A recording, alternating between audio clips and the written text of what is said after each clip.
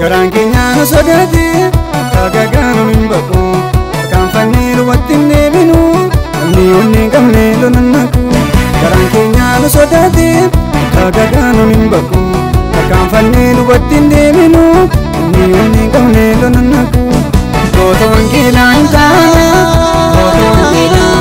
Goto angila intana Goto angila intana Goto angila intana Goto angila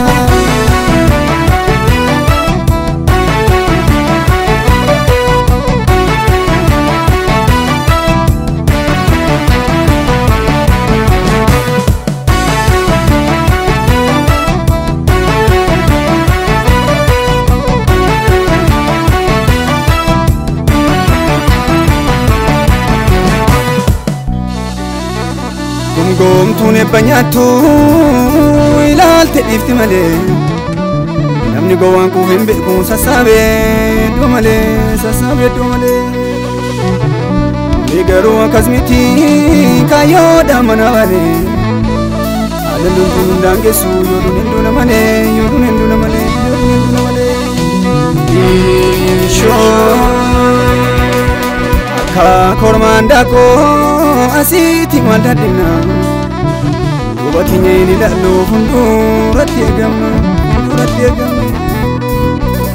Fani mila kesani imma basajarera Erga kana genye malif te iya jama Mandala lafati wangila lalamna Isho Garangkenya sodati kagaganu nimbaku Kamfani luwatin nebinu ni onni gamne lonanaku Garangkenya sodati kagaganu nimbaku Kamfani luwatin nebinu ni onni gamne lonanaku Goto angila intana Goto angila intana Goto angila intana Goto angila intana Goto angila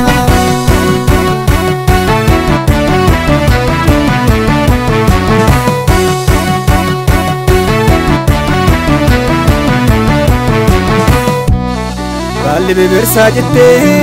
achin fagatu tu jalabuti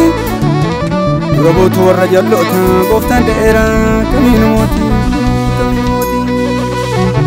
Kotati bobana wangila misomsina Akka Istifaanosi wangila wareegamna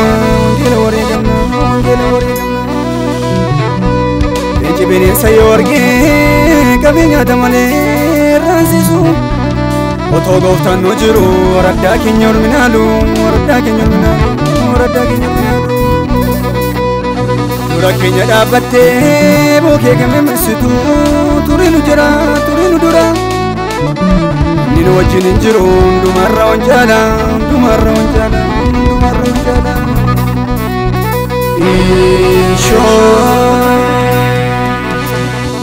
Garaan keenya nu sodaate gaagagaan hin baqu kan fannee lubatti hin deebinu namni onnee qabne lonannatu. Garaan keenya nu sodaate gaagagaan hin baqu kan fannee lubatti hin deebinu namni onnee qabne lonannatu. Goota wangeelaa hin taana goota wangeelaa goota wangeelaa hin taana goota wangeelaa goota wangeelaa hin taana goota wangeelaa goota wangeelaa hin taana goota wangeelaa.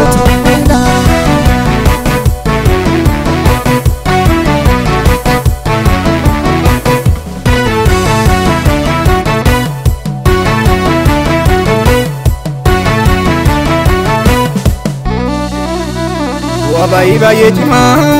adeemsa karaa fagoo lafa onaa keessatti saba kee gargaarteettoo waa tokko hin birrannu jabaan nu wajjin jira dhiba keenyatti ol ka'e maqaa keetiin hin diga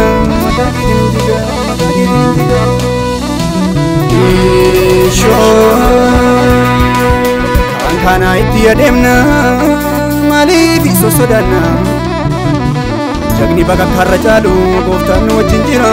yesuus nu wajjin jira akka qeerransa jalaa maaliif nutti arga leenca du'eerra saree jirtu wayyaa leenca du'eerra saree jirtu wayyaa leenca du'eerra saree jirtu wayyaa.